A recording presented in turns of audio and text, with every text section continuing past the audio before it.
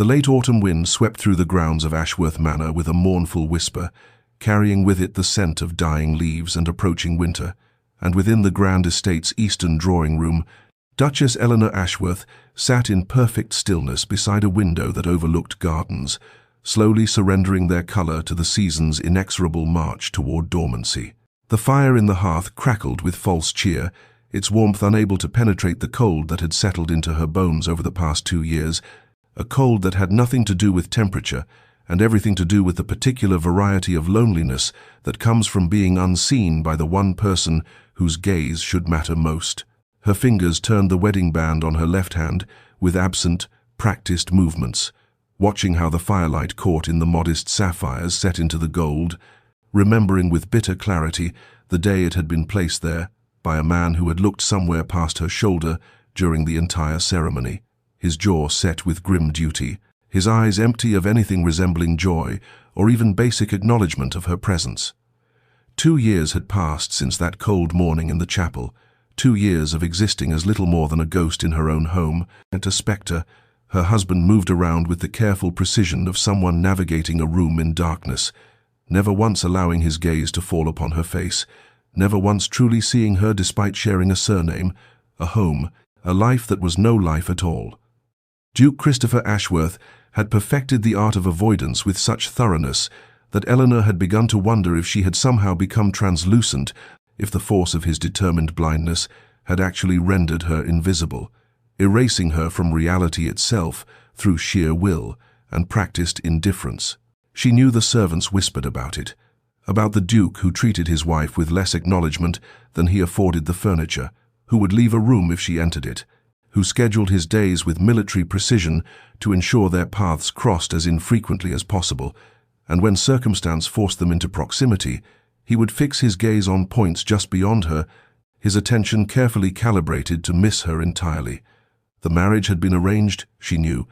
a deathbed promise extracted from a grieving son by a dying father, desperate to see his line continued, but knowing the practical origins of their union, did little to ease the profound rejection of existing beside someone who refused to acknowledge your existence. Eleanor had tried in those early months to bridge the chasm between them with small kindnesses, with gentle attempts at conversation, with the quiet dignity her mother had taught her was a woman's greatest weapon against adversity.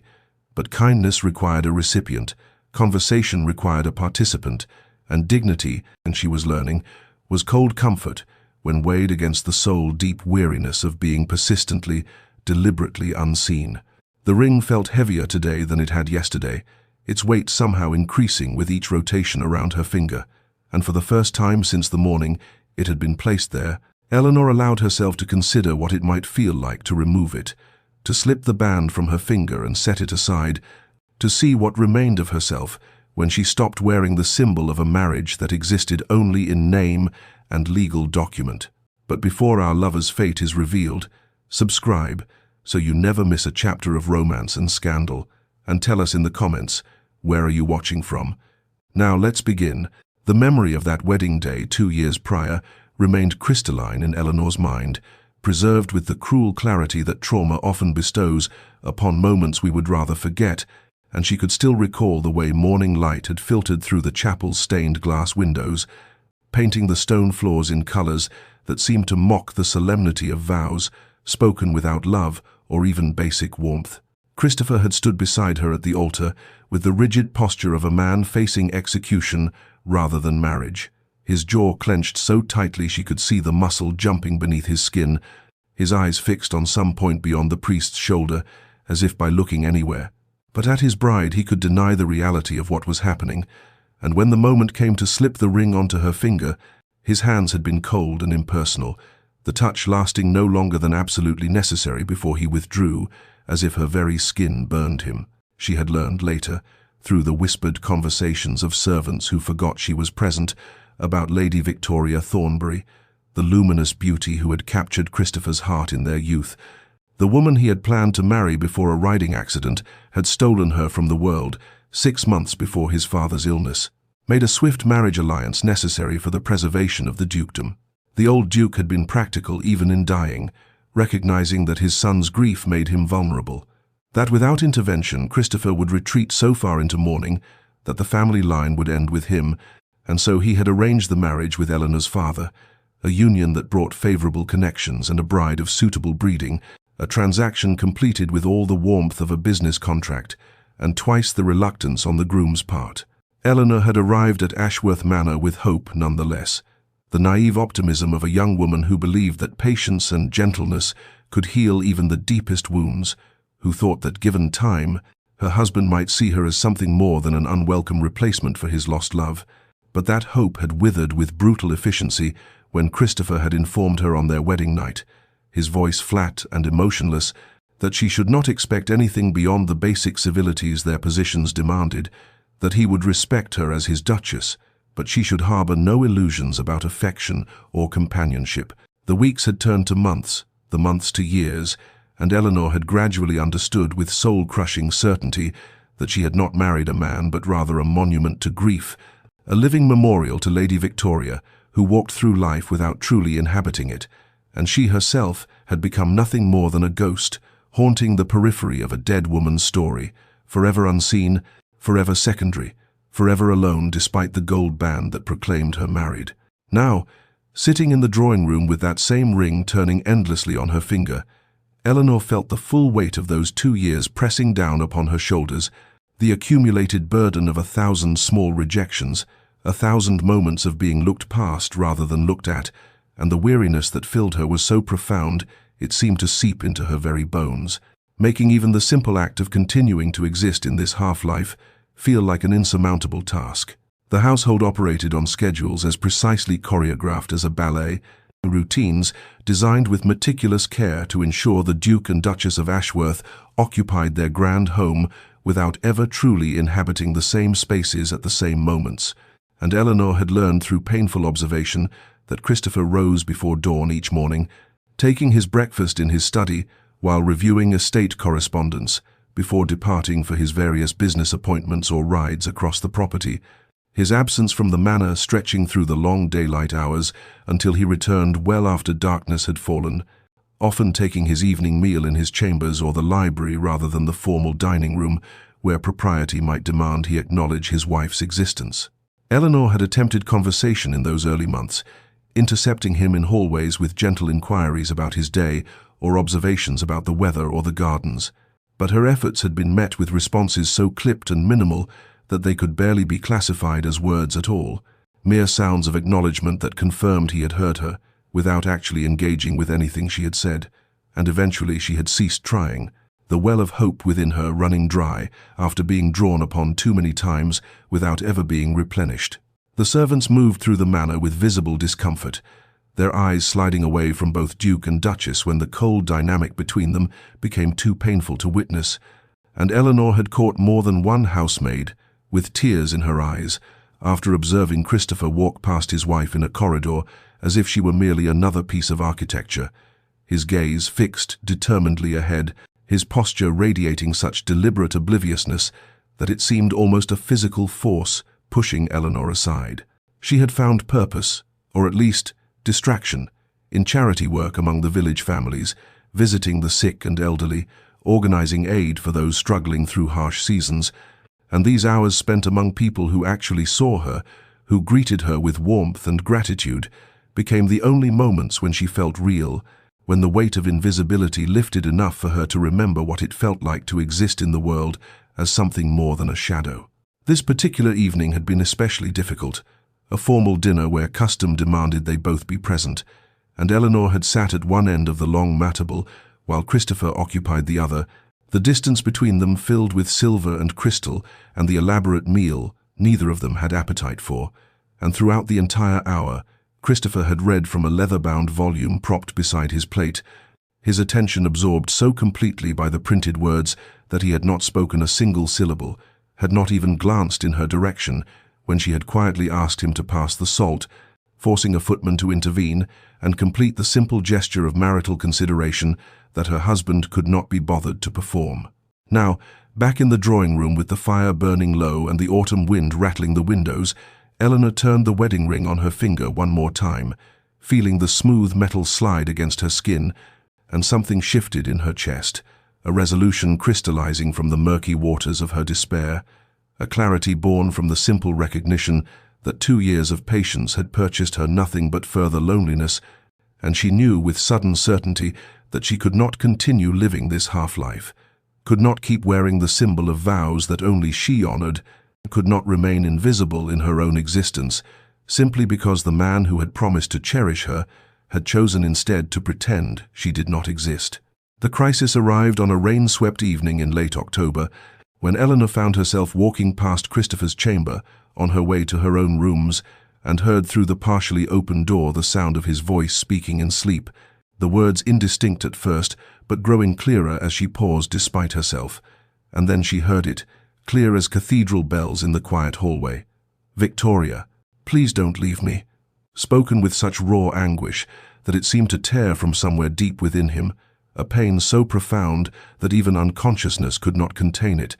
and Eleanor stood frozen in the corridor as the truth she had known intellectually crashed into her with visceral force. The understanding that 2 years of patience and dignity and quiet hope had changed absolutely nothing, that she was no closer to being seen by her husband now than she had been on their wedding day,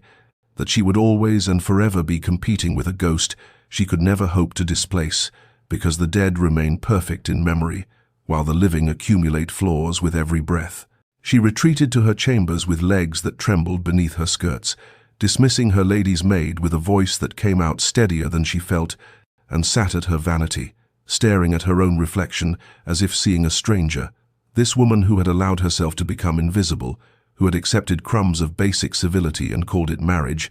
who had worn the symbol of vows that meant nothing to the man who had spoken them, and the ring on her finger suddenly felt unbearably heavy, a shackle rather than an adornment, a lie she had been complicit in telling to the world and to herself. The next morning, her maid Margaret found her red-eyed and hollow, and with the perceptiveness that came from years of service, the older woman had set down the breakfast tray and asked gently if her grace wished to talk, and Eleanor, so starved for genuine human connection that even this small offer of understanding broke through her careful composure, had told her everything, the words spilling out in a rush about the wedding night's rejection, the 2 years of being looked past, the name spoken in sleep that confirmed what she had always suspected, and Margaret had listened with an expression that moved from sympathy to indignation, finally saying in her forthright way, "Begging your pardon, Your Grace, but a woman's got to have some dignity, and there's no dignity in wearing the ring of a man who won't even do you the courtesy of looking at you. Ghost or no ghost, grief or no grief, a body's got to respect herself if nobody else will." The words had struck Eleanor like a physical blow, not because they were harsh, but because they were true, because they gave voice to the knowledge that had been growing in her heart like a dark flower, the recognition that continuing as she had been was not patience or virtue, but rather a slow form of self-erasure, a willing participation in her own diminishment, and she had looked down at her wedding ring with new eyes, seeing it not as a symbol of hope or commitment, but as evidence of her complicity in accepting the unacceptable, in allowing herself to become less than whole, because a man who had never chosen her was too trapped in grief to see what he was doing to another human soul. That night, Eleanor lay awake in her bed, listening to the rain against the windows and conducting a brutal inventory of her life, acknowledging that she had become a shadow in her own existence, that she moved through the manor like a ghost herself, that she had learned to make herself small and quiet and unobtrusive in the hope that by demanding nothing she might eventually be granted something, but 2 years had taught her that self-abnegation purchased nothing but further neglect, that Christopher would never wake from his grief-induced stupor if she continued enabling him to ignore reality, and more importantly, that she deserved better than this half-life regardless of whether he ever changed or not. The decision crystallized in the darkest hours before dawn, settling into her bones with a finality that felt like both grief and relief, and she knew with absolute certainty that when morning came, she would remove the wedding ring, not as an act of rebellion or revenge, but as a simple reclamation of her own dignity, an acknowledgement that she could not control Christopher's healing or his choices, but she could control her own participation in a fiction that was slowly killing her spirit. And with this resolution came a strange peace, the calm that arrives when a long-delayed decision is finally made, and the agony of indecision gives way to the clarity of action. She rose with the sun's first light, her last hope whispering that perhaps today would be different.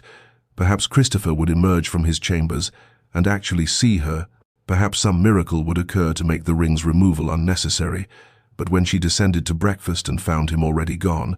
his place at the table cleared and cold, of the household operating on its usual schedule of careful separation,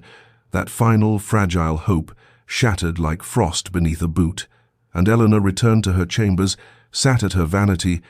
and stared at the gold band that had become a symbol of everything she needed to release if she was ever to find herself again. The morning arrived with pale November light filtering through the windows of Eleanor's chambers, and she sat at her vanity with her heart beating so heavily she could feel it in her throat, her hands trembling slightly as she reached for the wedding ring that had circled her finger for 2 years, and the act of sliding it off was both simpler and more momentous than she had imagined. The gold band slipping over her knuckle with barely any resistance, as if it too recognized that it no longer belonged there, and when she set it on the polished wood surface before her, the small metallic sound it made seemed impossibly loud in the quiet room, final as a judge's gavel. Her finger looked strange and pale, the skin beneath where the ring had rested a shade lighter than the rest of her hand, a band of untouched flesh that marked where the symbol of her marriage had been, and Eleanor stared at this mark with feelings that tangled into a knot she could not fully unravel. Liberation and grief twisted together so tightly that she could not separate one from the other, freedom and loss, occupying the same space in her chest until she thought she might shatter from the pressure of containing both. She picked up the ring again, holding it to the morning light, watching the way the gold caught and reflected the pale sun, and for a moment she considered putting it back on, reconsidering this gesture that felt both necessary and terrifying. But then she thought of Christopher speaking Victoria's name in his sleep, of 2 years spent being invisible in her own home, of the slow erosion of her spirit that came from accepting the unacceptable, and her resolve hardened like steel, tempered in fire. Eleanor opened her jewelry box, the one she had brought from her family home, lined with blue velvet and containing the modest collection of pieces she had inherited from her mother, and she placed the wedding ring inside, not hidden but not discarded either, an acknowledgement that she was not destroying her marriage, but rather refusing to pretend it existed in any meaningful form until Christopher chose to make it real. The act felt ceremonial, a private ritual marking the end of one chapter and the uncertain beginning of another. And when she closed the box, she felt something shift in her chest, a lightness that came from setting down a burden she had carried for far too long, the exhausting weight of hope that had curdled into something bitter and heavy. She dressed with Margaret's help, choosing a gown of deep emerald that she had not worn before, a color brighter than the muted grays and browns she had favored in recent months. And when the maid noticed the bare finger, she said nothing, but Eleanor caught the small nod of approval, the slight softening around the older woman's eyes that communicated understanding and support. Christopher had already departed for his morning ride when Eleanor descended to breakfast, the household operating on its usual schedule of careful separation, and she took her seat at the table with her hands resting on the white tablecloth, her bare left hand visible to anyone who cared to look, and she felt exposed in a way that had nothing to do with propriety and everything to do with vulnerability, as if she had removed armor she had not even realized she was wearing. The footman poured her tea with the same deference as always, his eyes flickering to her hand and then quickly away, and Eleanor lifted her cup with fingers that no longer trembled, feeling the strange lightness of her hand without the ring's familiar weight, and she thought to herself, with a clarity that surprised her, "I will learn to live for myself now, whatever that means, whatever it costs. I will remember that I am a person who exists whether Christopher Ashworth chooses to see me or not." And with this thought came a sense of purpose she had not felt in 2 long years, a determination to reclaim the parts of herself she had allowed to wither in the cold shadow of her husband's grief. The days that followed Eleanor's removal of the wedding ring unfurled with a strange mixture of trepidation and expanding possibility, as if she had opened a window in a room that had been sealed for too long, and was only now beginning to feel fresh air move through spaces that had grown stale with disuse. The first change came when Lady Pemberton's invitation arrived for a small afternoon gathering, the sort of social engagement Eleanor had declined with increasing frequency over the past 2 years, her excuses growing thinner as her isolation deepened. but now she found herself penning an acceptance with a hand that felt steadier than it had in months. The simple act of agreeing to attend a tea party, seeming like a small revolution against the circumscribed existence she had allowed to become her prison. She summoned the dressmaker to her chambers, a woman who had made her mourning-adjacent wardrobe of greys and subdued browns, and requested new gowns in colors that had seemed too bold, too alive for the ghost wife she had been. Rich burgundies and deep sapphires and emerald greens that would mark her as a woman who existed in the present rather than one who had faded into the manor's shadows. And when the dressmaker's eyes flickered to her bare ring finger, Eleanor met her gaze with a calm that surprised them both, offering no explanation because she owed none. Her chambers became the next frontier of transformation, as Eleanor instructed the household staff to remove the heavy damask curtains that had made the rooms feel like a tomb even in daylight, replacing them with lighter fabrics that allowed the November sun to illuminate corners that had been perpetually dim. And she brought in flowers from the conservatory, bright chrysanthemums and late-blooming roses that added color and life to spaces that had reflected her own withering spirit. And each small change felt like an act of reclamation, a taking back of territory she had ceded without even realizing she was surrendering. The household staff navigated these changes with the careful discretion that came from years of service in great houses, their eyes noting the absent ring and the transformed chambers, and the Duchess, who seemed to stand taller, speak more clearly, move through the manor with purpose rather than the tentative half-presence that had characterized her existence for 2 long years. And though they said nothing directly, Eleanor felt their subtle support in the efficiency with which her requests were carried out, in Margaret's approving nods, in the way the footmen seemed to look at her rather than past her, as they had learned to do in imitation of their master. She attended Lady Pemberton's gathering wearing a gown of deep blue that made her eyes seem larger and brighter, and found herself actually enjoying the company of women she had held at arm's length, their conversation about books and charity work, and the small dramas of their social circle, feeling like nourishment after years of starvation. And when Lady Hartley asked after the Duke with the careful politeness that people used when discussing difficult subjects, Eleanor answered with a composure that came from having finally accepted the truth of her situation, saying simply that His Grace remained devoted to his estate business, the words neither a lie nor an elaboration of fiction. Meanwhile, Christopher maintained his usual patterns as if the world had not shifted beneath his feet, departing each morning for his rides and estate inspections, spending his afternoons in his study with account books and correspondence, taking his dinners either alone or in the company of business associates who required his attention, and if he noticed any change in the household's atmosphere, he gave no sign of it, his carefully constructed routines insulating him from awareness, the way armor protects a soldier from blows that never quite land. A week passed, then another, and the wedding ring remained in Eleanor's jewelry box, gathering the fine dust of disuse. And with each day that she did not wear it, Eleanor felt herself becoming more solid, more real, as if the ring had been anchoring her to a fiction, and its absence allowed her to inhabit her own life, with an authenticity she had not known was missing until she found it again. Christopher Ashworth had lived for 2 years in a carefully constructed world of his own making, an existence built on routine and deliberate blindness that allowed him to move through his days without the disruption of acknowledging his wife's presence. But in the 3rd week of November, something began to shift in the foundations of this edifice he had built. Small tremors he could not quite identify that left him with a persistent unease he had no name for and could not trace to any particular source. It began as the vaguest sensation, a feeling that something in the manor's atmosphere had changed in ways he could not articulate, as if the very air moved differently through rooms he had walked through countless times before, and he found himself pausing in doorways with a frown creasing his brow,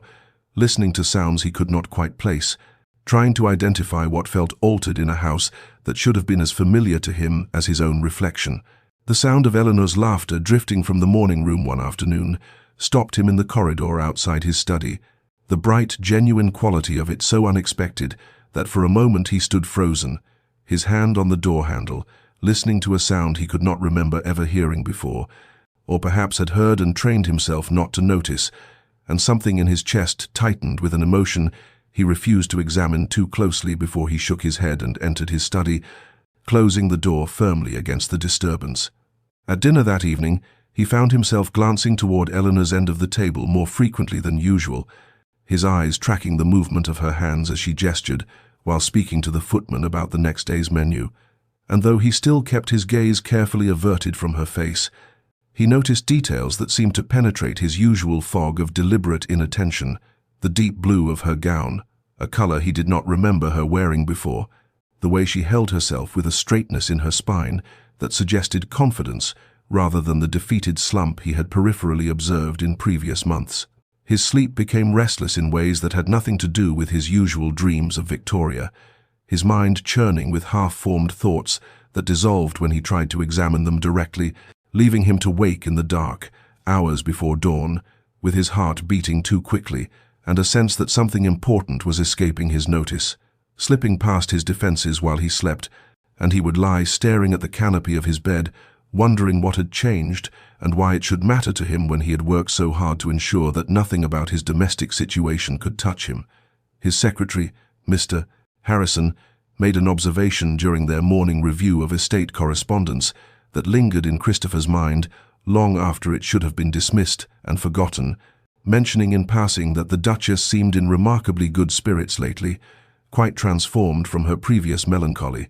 and Christopher had responded with a non-committal sound that discouraged further discussion, but the words echoed in his thoughts throughout the day, raising questions he did not want to answer about what might have caused such a transformation and why he had not noticed it himself. That evening at dinner, Christopher experienced something unprecedented in 2 years of careful avoidance. He almost looked at Eleanor's face, his eyes traveling up from the table toward where she sat,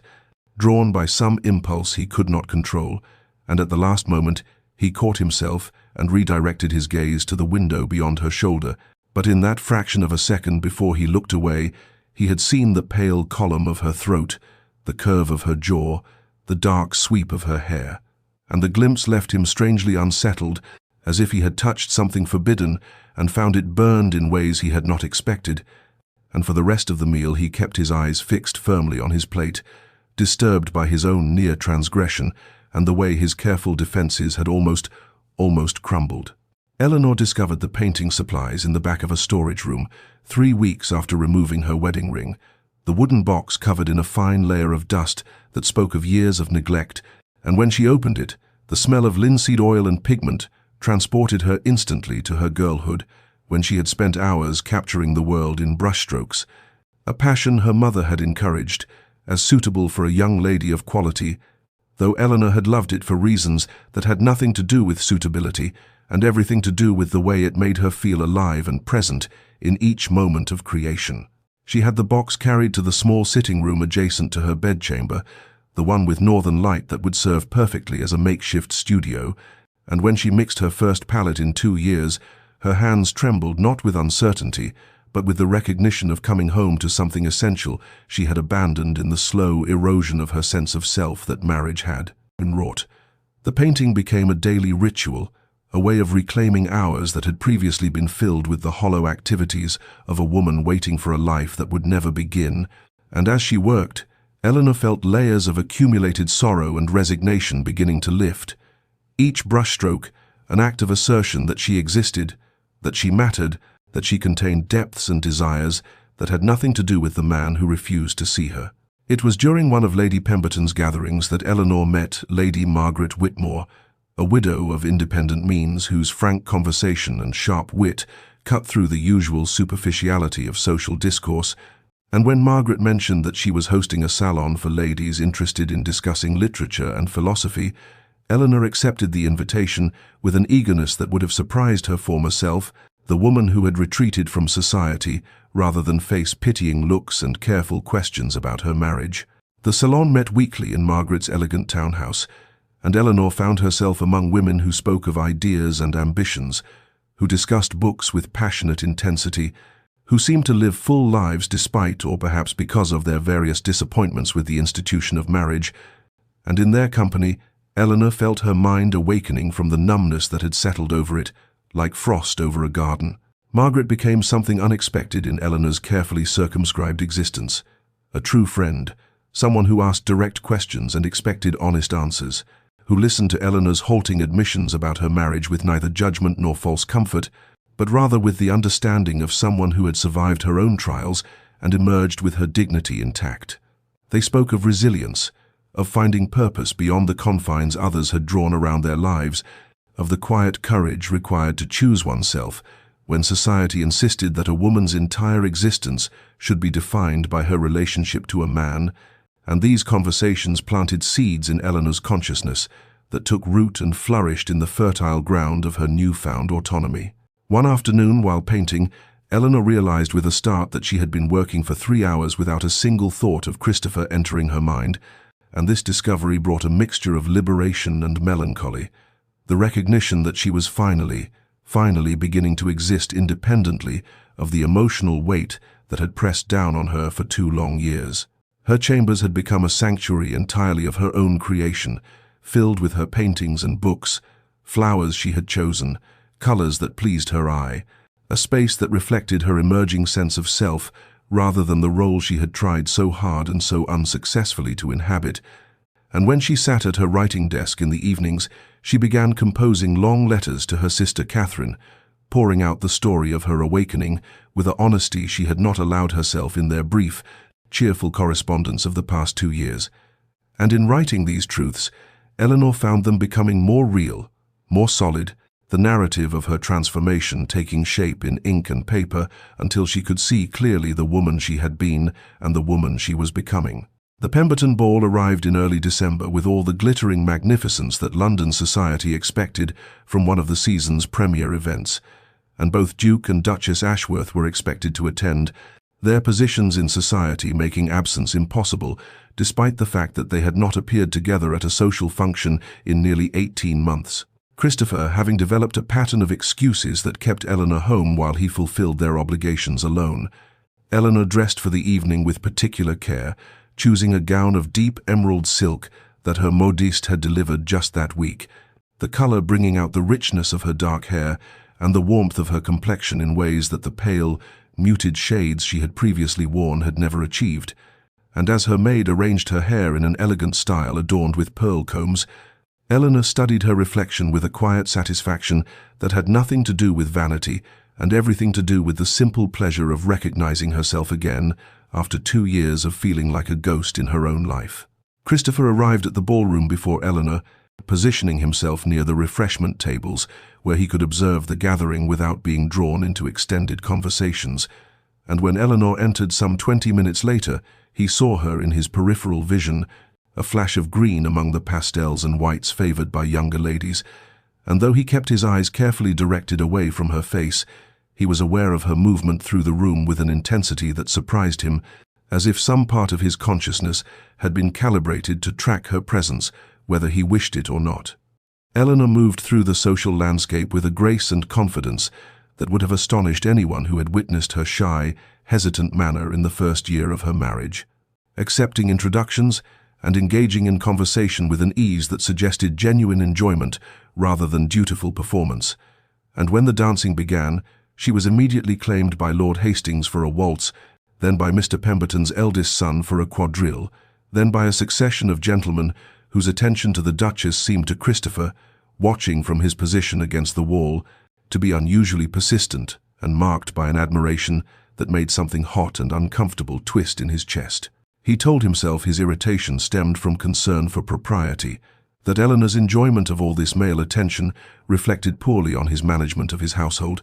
but the explanation felt hollow even to him, failing to account for the way his hands clenched when he saw her laughing at something. Lord Hastings said, or the sharp surge of something that felt dangerously like jealousy when young Pemberton held her hand a moment too long after their dance concluded. Christopher found himself moving closer to where Eleanor stood, surrounded by admirers, close enough to hear her voice as she discussed some point about Italian art with a gentleman he vaguely recognized from his club, and the intelligence and wit in her conversation struck him with unexpected force, as if he were hearing a stranger speak rather than the silent, defeated woman who sat at the opposite end of his dinner table each evening,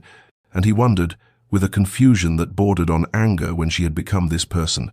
this vibrant creature who drew eyes and admiration effortlessly. It was as he stood there, his gaze fixed somewhere near Eleanor's shoulder, that he noticed the bare finger of her left hand as she gestured during conversation, the absence of her wedding ring registering in his consciousness with the force of a physical blow, and though he could not have said why this detail should matter when he had worked so carefully to notice nothing about her, the sight of that naked finger sent a shock through his system that left him breathless and disturbed. Christopher left the ball within the hour, claiming a headache to their hosts, and spent the carriage ride back to Ashworth Manor, staring out at the dark London streets, with his mind churning through questions he had no desire to answer, wondering why Eleanor had removed her ring and when she had done so, what it meant that he had not noticed until now, and most disturbing of all, why the discovery filled him with a panic he could neither name nor understand, as if something he had not known he valued was slipping away while he stood frozen in the prison of his own making. Christopher found himself standing in the east wing of Ashworth Manor on a grey December afternoon, the wing that housed Eleanor's private chambers, and he could not have explained what impulse had drawn him there when he had spent 2 years carefully avoiding this part of the house, structuring his movements to ensure they never coincided with hers. Yet here he stood in the corridor outside her sitting room, with his heart beating uncomfortably fast, and his hands clenched at his sides, as if bracing against some invisible force. The door stood slightly ajar, and through the opening he could see that the room had been transformed since he had last glimpsed it during those early weeks of their marriage, the heavy burgundy drapes replaced with curtains of soft cream that allowed the winter light to fill the space, and everywhere he looked he saw evidence of Eleanor's presence. Books stacked on the side table, a shawl draped over the back of a chair, fresh hothouse roses in a crystal vase that filled the air with their delicate scent. He pushed the door open wider, knowing she was out visiting Lady Margaret and would not return for hours, and stepped into what felt like foreign territory, a space that belonged so completely to someone he had refused to know that entering it seemed an act of trespass. Yet he could not stop himself from moving deeper into the room, drawn by a curiosity that felt dangerously like hunger. The paintings stopped him in his tracks, canvases propped against the wall and arranged on a makeshift easel near the window, and Christopher stood before them with something close to shock, for he had not known Eleanor painted, had not known she possessed this talent, had never thought to ask or observe or care about what she might do with the endless hours of solitude he had imposed upon her. The paintings were remarkable, landscapes rendered with a sensitivity to light and shadow that spoke of genuine skill and a keen observational eye, still lifes that captured the quiet beauty of ordinary objects, and there, turned to face the wall as if she had not wished to see it, a portrait that made Christopher's breath catch in his chest when he turned it around. The woman in the portrait sat alone in a window seat, her face turned toward light that streamed through glass, and though Eleanor had not painted her own features with photographic precision, there was no mistaking the subject, the dark hair, the graceful line of her neck, the posture that somehow conveyed both solitude and a strange, hard-won contentment, as if the woman had made peace with her isolation and found in it a kind of freedom. Christopher stared at this painted version of his wife, this woman alone but not broken, and felt the first real stirrings of guilt, the recognition that while he had been carefully not looking at Eleanor, she had been here creating beauty, cultivating an interior life he knew nothing about, existing in dimensions he had never bothered to imagine. He moved to her writing desk, knowing he should not, knowing this was a violation of her privacy, yet unable to stop himself from picking up the book that lay open there, a volume of poetry by Elizabeth Barrett Browning, and he saw that Eleanor had marked certain passages, had written notes in the margins in a small, precise hand, and one annotation in particular arrested him. Love that endures must first survive indifference, but can a heart survive what breaks it? The question hung in Christopher's mind as he set the book down carefully, exactly as he had found it, and he understood with a clarity that felt like waking from a long sleep that he knew nothing about the woman he had married, nothing about her thoughts or dreams or the interior landscape of her heart, and this ignorance was not accidental but deliberate, a choice he had made every day for 2 years, a choice that had cost Eleanor everything and cost him more than he had understood until this moment, when he stood surrounded by the evidence of a life she had built in the spaces his rejection had created. The dinner party Christopher hosted for his business associates in mid-December was an obligation he could not avoid, a gathering of railway investors and their wives who expected the full hospitality of Ashworth Manor, and Eleanor presided over the evening with a grace that would have seemed impossible to anyone who had witnessed her withdrawn, tentative manner in the early months of their marriage, moving through the courses with an effortless charm that kept conversation flowing and guests engaged in ways that made Christopher feel like a stranger in his own home, watching a performance he had no part in creating. She wore a gown of midnight blue that he glimpsed only in his peripheral vision,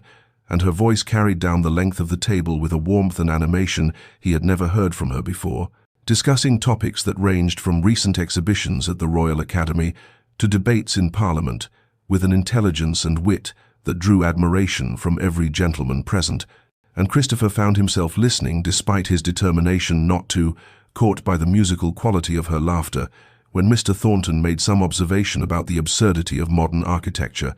a laugh that seemed to come from genuine amusement rather than polite obligation, full-throated and unrestrained in a way that made something tighten painfully in his chest. He heard Eleanor engage Mrs. Thornton in a spirited discussion about Italian opera, revealing that she had studied music in her youth and could play both pianoforte and harp. Information that struck Christopher with the force of revelation, for how could he not know these things about his own wife?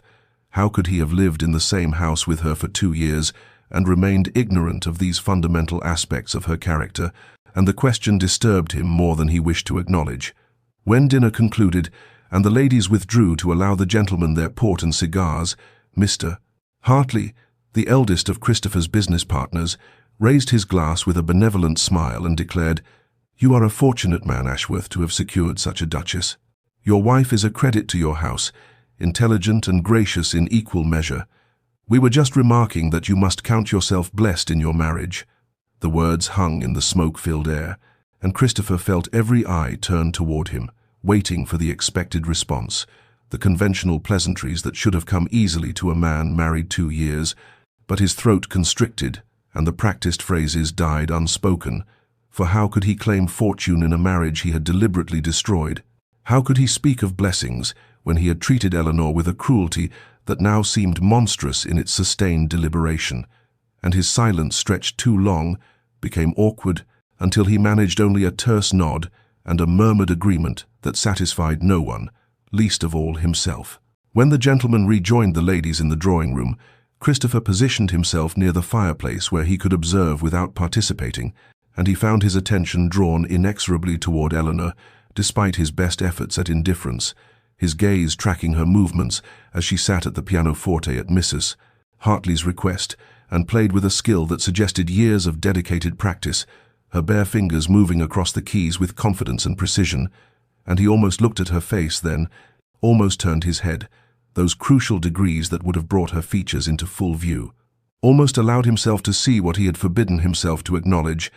but old habits held firm, and he wrenched his gaze away, though the effort cost him more than he could have imagined, leaving him shaken and hollowed out by the loss of something he could not name. After the guests departed and the house settled into silence,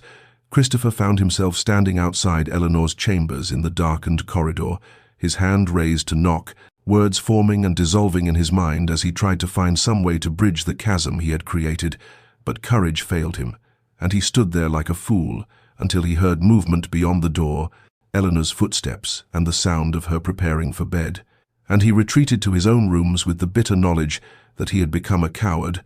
afraid to face the consequences of his own deliberate blindness, afraid most of all that if he finally looked at Eleanor, truly looked at her, he would have to acknowledge everything he had destroyed and everything he might have had if he had chosen differently 2 years ago, when his father's death had forced him into a marriage he had not wanted and punished Eleanor for a crime she had never committed. Eleanor's announcement came at breakfast 3 days after the dinner party, delivered in the same composed tone she might have used to comment on the weather, informing Christopher that she had accepted her sister's long-standing invitation to visit the family estate in Derbyshire and would be departing within the week for a fortnight's stay, the first time she would leave Ashworth Manor since their wedding 2 years prior. And Christopher felt something lurch in his chest at the news, though he could not have named the emotion, could not understand why the prospect of Eleanor's absence should affect him when he had spent every day of their marriage ensuring they remained as separate as 2 people sharing a house could be. He opened his mouth to object, to say something that might delay or prevent her departure, but the words died unformed, because what right did he have to protest? What claim could he possibly make on her time or presence when he had treated her as if she did not exist,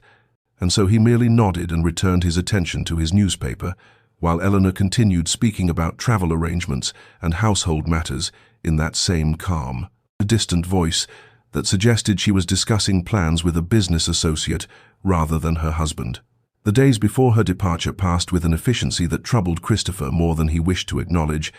Eleanor moving through the manor with quiet purpose, as her lady's maid packed trunks and coordinated with the housekeeper about what would be needed during the Duchess's absence, and Christopher found himself tracking these preparations from a distance,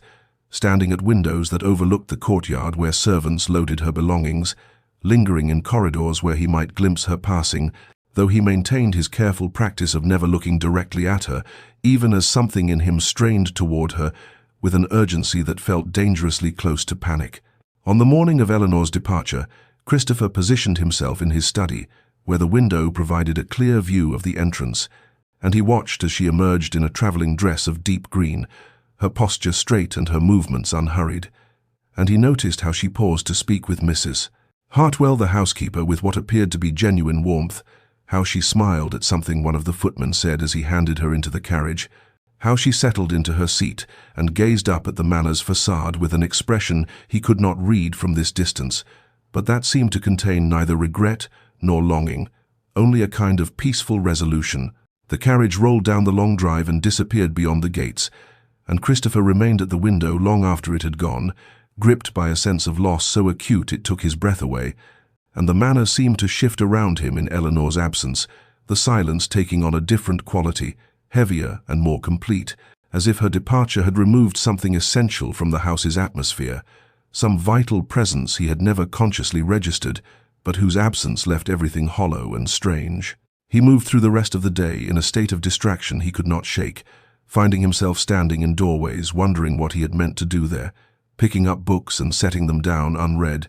and when evening came and he sat alone at the long dining table, where just days before Eleanor had presided over their guests with such grace and wit, her empty chair seemed to consume all his attention, an absence more powerful than any presence.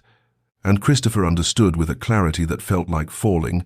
that the manor had not been his home for these past months. It had been Eleanor's, that she had filled it with life and light. He had been too deliberately blind to see, and now that she was gone he was left in a house that felt less like a residence and more like a mausoleum, empty and cold and utterly devoid of the warmth he had not known he was missing until it disappeared. The silence of Ashworth Manor in Eleanor's absence was not merely the absence of sound, but something deeper and more unsettling, a stillness that seemed to press against Christopher's consciousness with accusatory weight as he wandered through rooms that suddenly felt unfamiliar despite his having lived in them all his life, and he found himself gravitating toward the spaces Eleanor had claimed as her own. The morning room where she took her tea, the small library where she read in the afternoons, the music room where he now realized she must have practiced the pianoforte that had so impressed his dinner guests, each space bearing traces of her presence that he had never consciously registered, but that now seemed painfully obvious in their accumulated detail. He stood in the doorway of the conservatory where winter light filtered through glass panes onto the small writing desk Eleanor had positioned near the windows, and he saw her correspondence laid out with characteristic neatness, letters to her sister and to Lady Margaret, and to various charitable organizations, and he understood with a shock of recognition that she had built an entire life within these walls, a life he had known nothing about because he had deliberately chosen ignorance, had constructed his whole existence around not seeing her, not acknowledging her, not allowing her to become real to him in any way that might have demanded his attention or his care. When dinner time arrived that first evening, Christopher sat alone at the long mahogany table where Eleanor's empty chair seemed to draw his gaze with magnetic insistence, and he found he could not eat, could not focus on the food before him or the newspaper he had brought as distraction, because all he could think about was how Eleanor had sat there night after night for 2 years, enduring his deliberate discourtesy, his reading and his silence and his absolute refusal to acknowledge her presence, and the cruelty of it settled over him like a physical weight that made breathing difficult. In desperation, he sought refuge in Eleanor's book, a volume of poetry by Elizabeth Barrett Browning that she had left on the side table in the drawing room, and he opened it to find her annotations in the margins, careful notes written in her precise hand that revealed a thoughtful, searching intelligence, observations about meter and meaning and emotional truth that spoke of a woman who engaged deeply with ideas and art. And Christopher read her words with growing wonder and growing shame, for how had he shared a house with this person and never known her, never even attempted to know her, never once considered that she might be someone worth knowing rather than simply an obligation to be endured. On the third day of Eleanor's absence, a letter arrived addressed to him in an unfamiliar hand, and when Christopher broke the seal, he found it was from Eleanor's sister, Lady Caroline Pemberton, thanking him with what seemed like genuine warmth for allowing Eleanor the freedom to visit, for being understanding of her need for time away from her duties, for being the kind of husband who recognized that even a duchess required respite and family connection. And every word struck Christopher like a physical blow, because the letter assumed a generosity and consideration he had never shown, painted him as a thoughtful partner, when the truth was that Eleanor had not asked his permission because she had understood with perfect clarity that she did not need it, that their marriage was so hollow and so devoid of genuine connection that her movements were her own affair and his opinion irrelevant. The phrase haunted him through sleepless nights and distracted days, that word allowing, as if Eleanor were a possession whose activities required his approval rather than a person with her own agency and her own desires. And Christopher was forced to confront the uncomfortable truth that he had indeed treated her exactly that way, had viewed her as an inconvenient addition to his household rather than as his wife, had given her the title and the position and the material comforts of being Duchess of Ashworth, while denying her the one thing that might have made any of it meaningful, which was simple human recognition, a basic acknowledgement of her existence and her worth. He sat in his study as winter darkness fell early over the grounds, and for the first time in 2 years Christopher allowed himself to think consciously about Eleanor, not as an abstract problem or an unwanted obligation, but as a person, a woman who had entered his house with hope and had been met with systematic cruelty, who had tried to build bridges and had been rebuffed at every turn, who had finally stopped trying and had found her own path forward,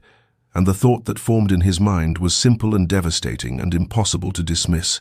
What have I done? On the 7th morning of Eleanor's absence, Christopher found himself walking through the Winterbear Gardens toward the family chapel that stood at the edge of the estate grounds, a small stone building where generations of Ashworths had been baptized and married and mourned, and where a memorial plaque for Lady Victoria Hartley bore witness to the woman whose death had defined the last 3 years of his life, and he had not visited this place since the week after Victoria's passing,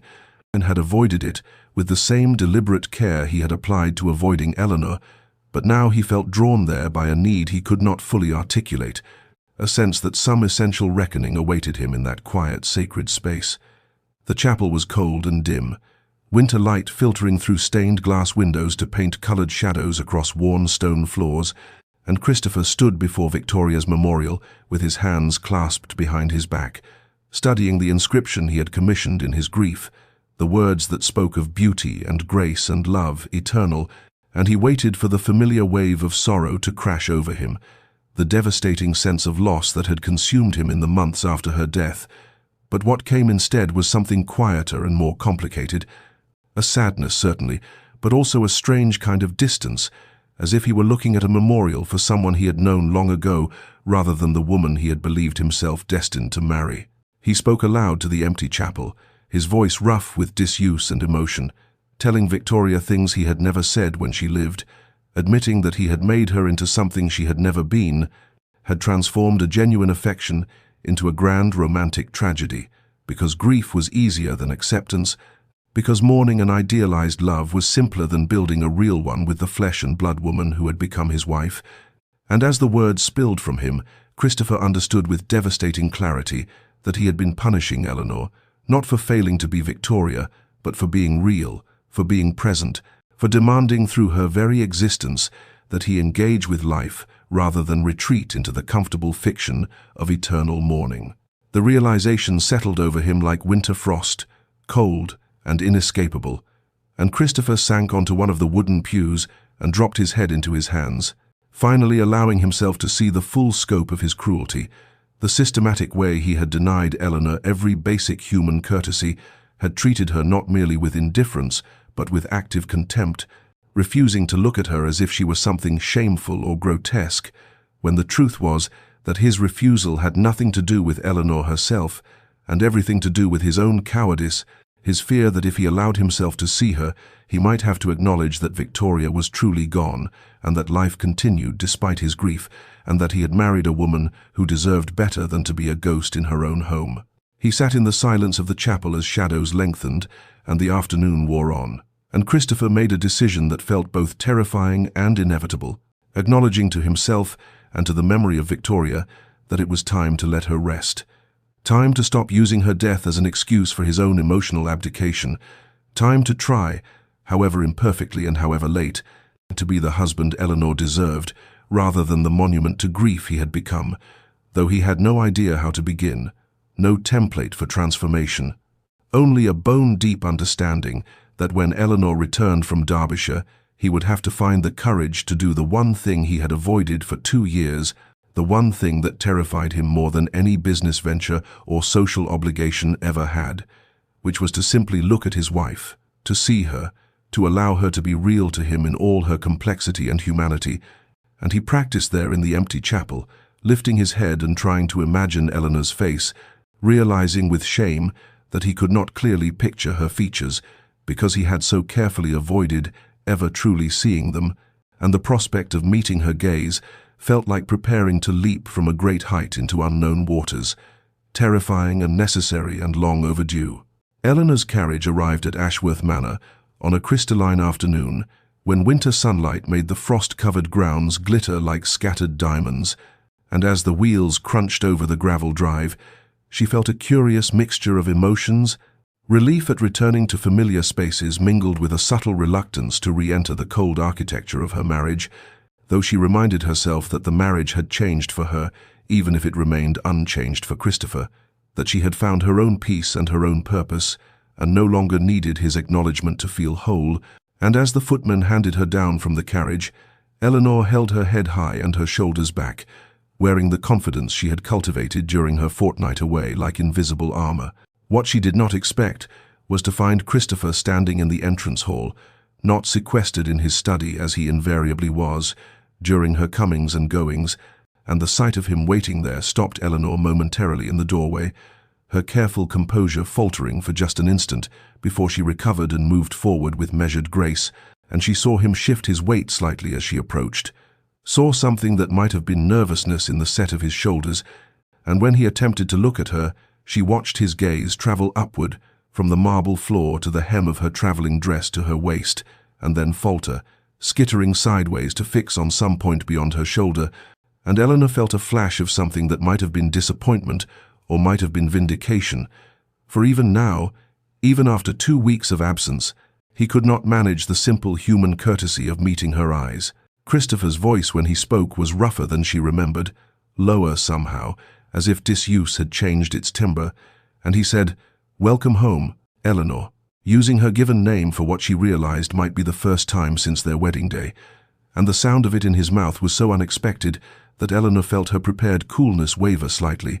but she steadied herself and replied with perfect formality, "Thank you, Your Grace." The journey was pleasant, keeping her tone neutral and polite, the voice one might use with a distant acquaintance rather than a husband. She watched his hands clench and unclench at his sides, watched his gaze drift downward to her hands, where she held her gloves and reticule, and she saw the exact moment when his eyes fixed on her left hand, saw his whole body go still as he registered the absence of her wedding ring, the bare fourth finger with its pale band of skin that remained as evidence of what had been worn there for 2 years, and Eleanor felt a perverse satisfaction at his reaction, even as something in her chest tightened at the visible shock that crossed his features, the way his breathing seemed to catch, and his jaw tightened as if he were experiencing physical pain. The silence stretched between them in the grand entrance hall, while servants moved discreetly around them carrying her luggage, and Eleanor waited with the patience she had learned through 2 years of being ignored, wondering if Christopher would speak again, or if this unprecedented attempt at welcome had exhausted his capacity for engagement, and when he finally managed to form words, they came out halting and uncertain. "Did you have a pleasant visit with your sister, Cole?" and Eleanor responded with cool civility about Caroline's health and spirits and the amusements of Derbyshire society, answering his question thoroughly while offering nothing of her inner experience, nothing of how the visit had strengthened her resolve or deepened her understanding of her own worth. And as she spoke, she watched Christopher's continued inability to look at her directly, watched him struggle with something she could not name, and when she finished speaking, she excused herself with flawless courtesy, saying she needed to rest from the journey, leaving Christopher standing alone in the entrance hall, with his failed attempt at connection hanging in the air between them like smoke. The morning after Eleanor's return, Christopher appeared at the breakfast table for the first time in their marriage, arriving before she did, and waiting with barely concealed nervousness as she entered the room, her composure faltering only slightly at the sight of him, seated there with a cup of tea cooling before him, untouched, and when she took her place at the opposite end of the long table, he cleared his throat and asked, with an awkwardness that was almost painful to witness, whether she had slept well after her journey, and Eleanor responded with careful courtesy that she had, "Thank you," her tone suggesting she was speaking to an acquaintance rather than a husband, and Christopher felt the distance between them like a physical thing, a chasm he had spent 2 years excavating and now found himself desperate to cross, though he had no idea how to begin building a bridge. Over the following days he continued appearing at breakfast, asking questions about her painting with genuine if fumbling interest, and Eleanor answered with guarded politeness, clearly confused by this sudden attention, her responses thorough but revealing nothing of her inner thoughts, and Christopher found himself frustrated by his own limitations, by the way his eyes still skittered away from her face whenever he tried to look directly at her, decades of habit proving impossible to break in mere days, and he would sit across from her feeling like a man trapped behind glass, able to see the shape of what he wanted, but unable to reach it. He began leaving small gestures of apology and interest, scattered through her days like breadcrumbs, commissioning fresh flowers to be placed in her studio each morning, lilies and winter roses that filled the space with subtle fragrance, and having his secretary acquire books he thought might interest her based on the volumes he had seen in her chambers, poetry and philosophy, and novels by lady authors, items he left on her desk without explanation, and he requested her presence at dinner, not through servants but by asking her himself, appearing at her studio door in the late afternoon and speaking to the frame rather than to her, saying he would be honored if she would join him for the evening meal, and Eleanor agreed each time with formal graciousness, her acceptance feeling more like an obligation discharged than a desire fulfilled. At these dinners, Christopher attempted conversation, asking about her sister's family and her charitable work and the paintings she was creating, and Eleanor responded with the same careful politeness she had shown since her return, her words correct and her manner impeccable, but her true self held carefully beyond his reach, and Christopher understood with growing desperation that he had taught her too well to be invisible, had spent 2 years training her not to expect anything from him, and now his fumbling attempts at connection must seem either incomprehensible or suspect, possibly even cruel in their own way, like a cat playing with a mouse it has already wounded. He found himself thinking about her constantly, this woman he had ignored so thoroughly, wondering what thoughts moved behind her careful expression, what dreams she harbored, what she felt when she looked at him now, with those cool, measuring eyes that saw him clearly, even though he still could not bring himself to meet them. And the irony was not lost on Christopher, that for 2 years Eleanor had been desperate for his attention while he withheld it, and now he craved her regard while she offered him only polite disinterest, and he recognized this reversal as a justice he had earned, but that did not make it any easier to bear, did not ease the growing ache in his chest every time she thanked him formally for the flowers or the books, her gratitude perfectly executed and completely devoid of warmth, the gratitude one offers a stranger for holding open a door rather than a husband attempting to repair a shattered marriage. The confrontation came on a grey afternoon when sleet tapped against the windows of Eleanor's studio, and she had been attempting to paint for an hour without success, her mind too restless to focus on canvas and colour, too occupied with the strange metamorphosis occurring in her marriage, and when Christopher appeared in her doorway bearing yet another offering, this time a leather-bound volume of Elizabeth Barrett Browning's sonnets. Eleanor set down her brush with deliberate care and turned to face him directly, her voice steady and clear when she said, "Christopher, We need to speak plainly about what is happening here." And she watched him freeze in the doorway, watched his gaze fix on the painting behind her rather than on her face, and the familiar avoidance ignited something fierce in her chest, something that had been building through weeks of flowers and books and awkward breakfast conversations that never quite connected. She asked him directly why he was doing this, why, after 2 years of studied indifference, he was suddenly appearing at her breakfast table and filling her studio with flowers and seeking her company at dinner. And Christopher's response came haltingly, his words stumbling over each other as he tried to explain that he had been wrong, that he had realized during her absence how thoroughly he had failed her, that he wanted to try to be a proper husband. And Eleanor listened with her hands folded before her, those bare hands with her ring finger still showing its pale band of absence. And when he finished speaking, she said with quiet dignity, "You cannot even look at me while you say these things." The words hung in the air between them like an accusation and a plea, and Eleanor watched Christopher flinch as if she had struck him, watched him try and fail again, to raise his eyes to her face, and she felt a dangerous mixture of anger and sorrow rise in her throat as she began to speak about the 2 years of invisibility, about sitting across from him at dinner tables, feeling less substantial than the furniture, about speaking to him and receiving grunts or silence in return, about slowly disappearing in her own home until she was little more than a ghost haunting the corridors of Ashworth Manor. She told him about the nights she had lain awake, wondering what was wrong with her that her own husband could not bear to look at her, about the gradual erosion of her self-worth, about the careful reconstruction of her dignity that had required her to stop seeking his approval and start seeking her own. And Christopher stood motionless in the doorway, listening to this litany of his cruelties with his jaw tight and his hands clenched at his sides. And when she paused, he said, his voice rough with shame, "I am sorry, Eleanor. I am deeply, profoundly sorry for the pain I have caused you." But Eleanor shook her head slowly and replied that apologies were not enough, that she would not accept half measures or symbolic gestures, that if he truly wanted to repair what he had broken, he needed to actually change, and not just perform change while maintaining the same careful distance he had always kept. She told him then about removing her wedding ring, about the morning she had slipped it off her finger and placed it in her jewelry box, about what that act had meant, the reclamation of herself from a marriage that had never truly acknowledged her existence.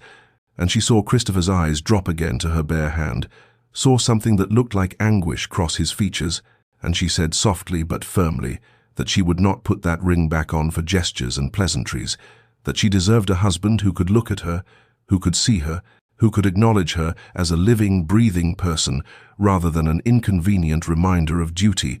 And if he could not offer her that, then she would prefer he return to his previous indifference rather than torment them both with this awkward pretense of connection. That evening, Christopher found himself walking through the manor with no destination in mind,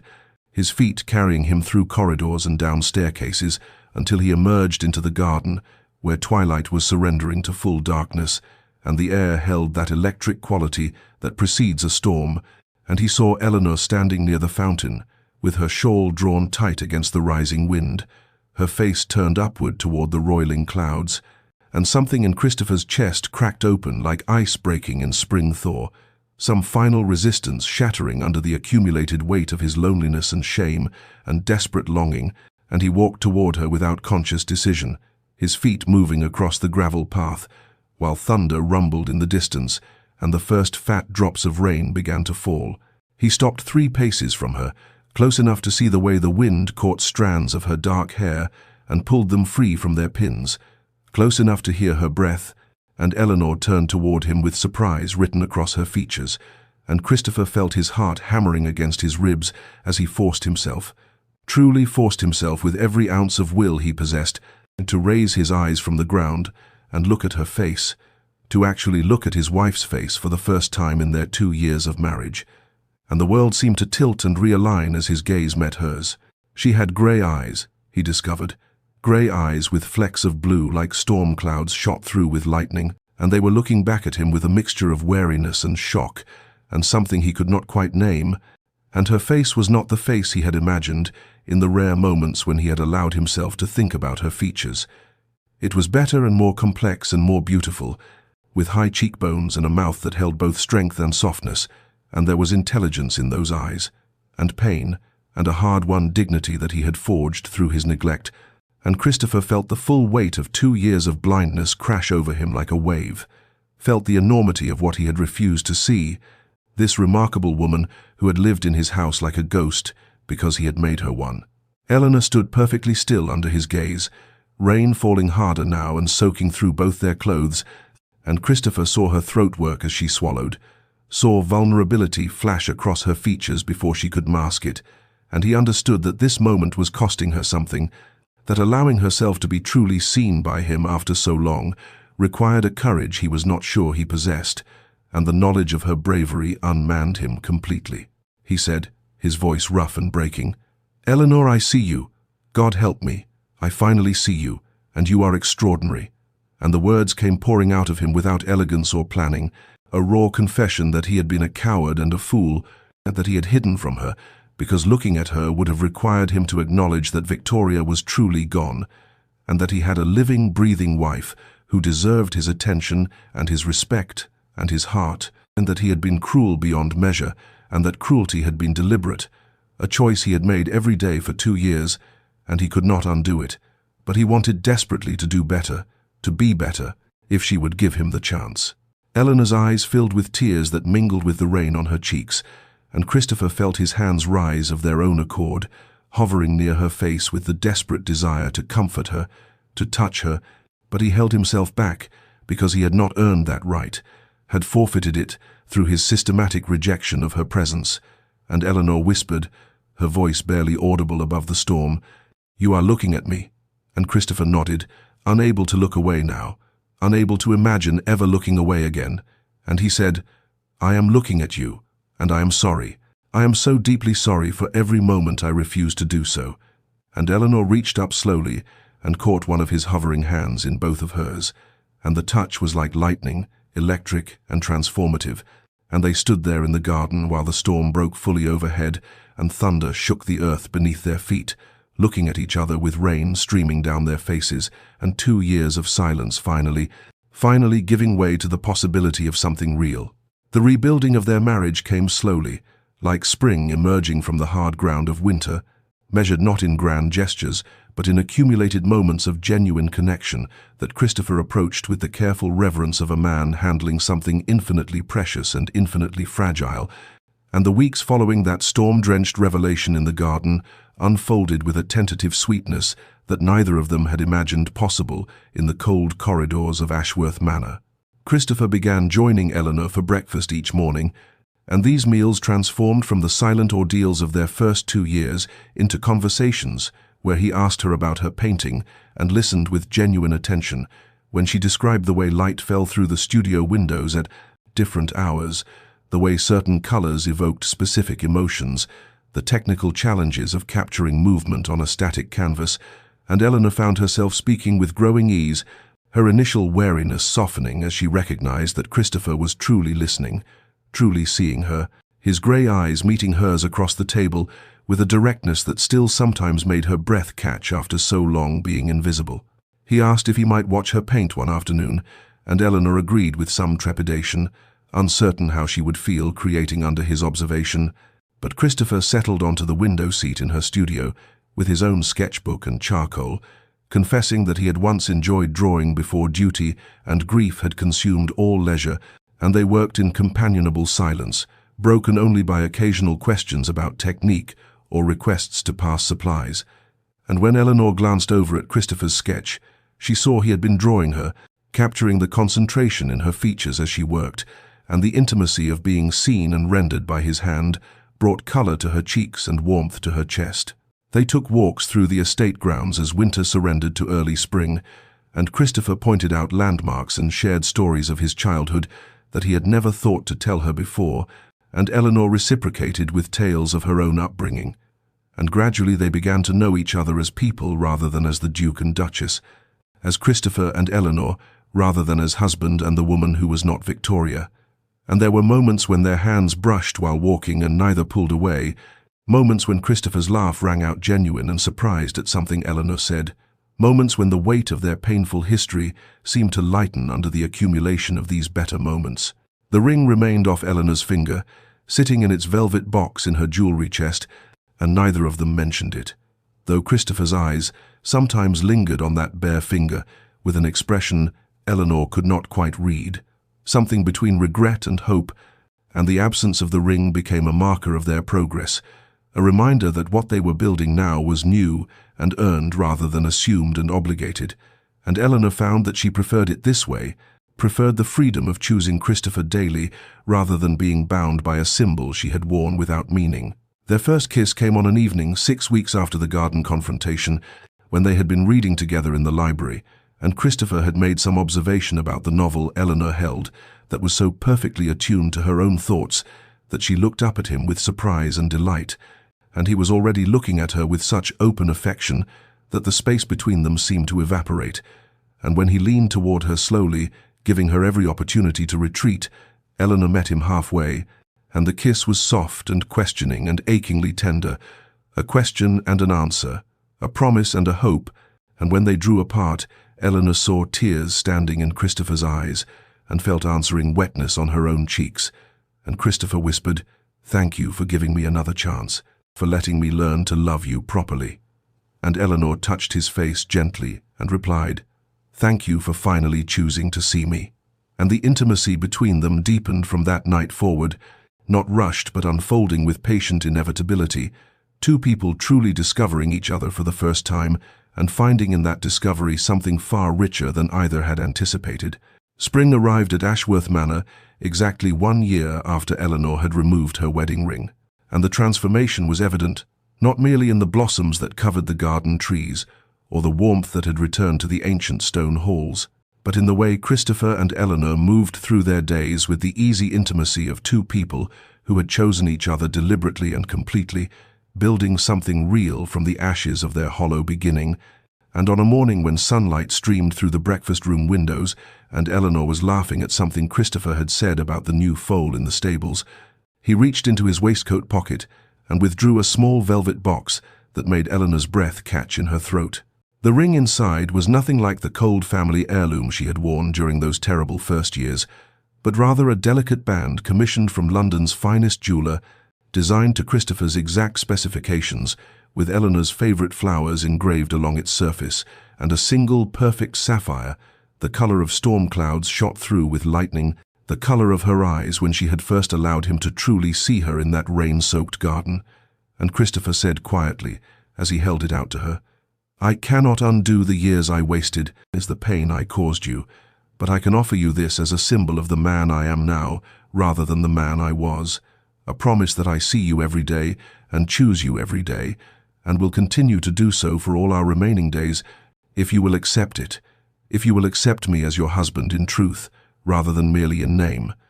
Eleanor looked at the ring with tears gathering in her eyes, then at Christopher's face where love and hope and lingering remorse were written so clearly, and she reached out not to take the ring from his hand, but to cover his hand with both of hers, and she said, "I will accept it gladly, but I will place it on my own finger this time, because what we have now is not something imposed upon us by duty or arrangement, but something we have built together through honesty and patience and the courage to truly see one another." And she took the ring and slid it onto her finger where it caught the morning light and seemed to glow with warmth, and Christopher rose from his chair and drew her into his arms and kissed her with the tender devotion that had become their daily language, and neither of them noticed the servants who paused in the doorway and smiled at the sight of their Duke and Duchess so clearly, so genuinely happy. Years passed after that spring morning, years that brought children whose laughter filled the corridors that had once echoed with Eleanor's lonely footsteps, children who grew up watching their father look at their mother with such obvious adoration that they never questioned whether they had been loved from the very beginning, and Christopher became known throughout society, not for his tragic first love, but for his devotion to his Duchess, attending her art exhibitions and insisting that her work hang in the manor's finest rooms, and speaking of her with such pride that no one who heard him could doubt the depth of his feeling, and Eleanor bloomed in the warmth of being truly seen and truly cherished, her confidence and joy radiating outward to touch everyone in their household and beyond. And Ashworth Manor transformed from a mausoleum of grief into a home filled with love and light and the sound of genuine happiness. Dear listener, In Eleanor and Christopher's story, we find a truth that perhaps you needed to hear today, that sometimes the cruelest prisons are the ones we build for ourselves from grief and fear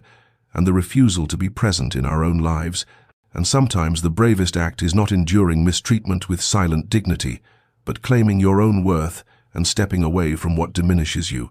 as Eleanor did when she removed that ring and chose herself. Yet we also see that transformation is possible even for those who have caused great harm, that the willingness to truly see another person, to acknowledge one's cruelty and commit to change, and can open pathways to redemption that seemed forever closed, though such redemption must be earned through consistent action rather than mere words or wishes. If you find yourself invisible in your own life, if you have been patient beyond reason while receiving nothing in return,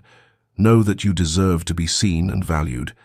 and that choosing yourself is not selfishness, but necessary preservation of your soul, and that the absence of your presence may be the very thing that awakens someone to what they have been too blind to recognize,